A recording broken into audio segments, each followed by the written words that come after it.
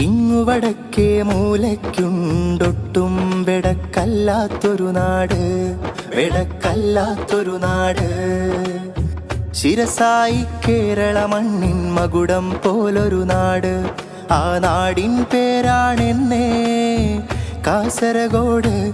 ആഹാ കാസർഗോഡ്. ദൂരെ നിന്നൊരു കപ്പൽ വന്നു വെളിച്ചം പേരിക്കരയിലണഞ്ഞു. ദൂരെ നിന്നൊരു കപ്പൽ വന്നു വെളിച്ചം പേരിക്കരയിലണഞ്ഞു.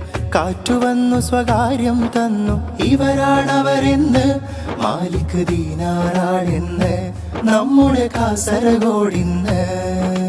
ഇങ്ങു വടക്കേ മൂലയ്ക്കുണ്ടൊട്ടും വെടക്കല്ലാത്തൊരു നാട്, വെടക്കല്ലാത്തൊരു നാട്.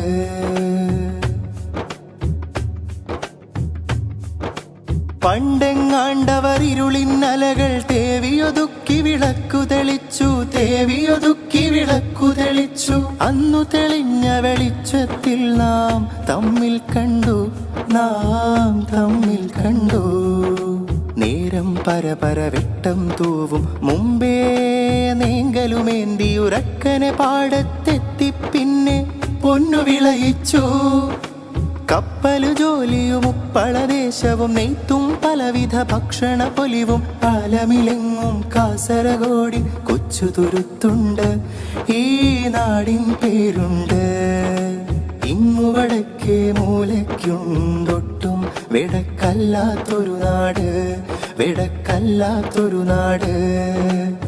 ശിരസായി കേരള മണ്ണിൻ മകുടം പോലൊരു നാട്. ആ നാടിൻ പേരാണെന്നേ കാസർഗോഡ്.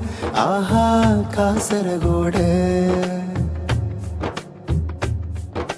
തീയുടെ കോന്തല തൂങ്ങി വളർന്നു നമ്മുടെ മലയാളം.